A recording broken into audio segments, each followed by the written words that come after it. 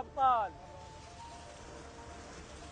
هاي المجموعة الطيبة من الشباب المثابرة المخلصة لمدينة أمير المؤمنين، رواتبهم لا تتجاوز 170 ألف دينار، وبيهم يخبروني طلبة يداومون بالجامعات.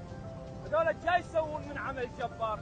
بس يوم أمس مطلعين من هذا المعمل اللي هو تأسس سنة 1980 400 طن اسفلت للنجف الأشرف.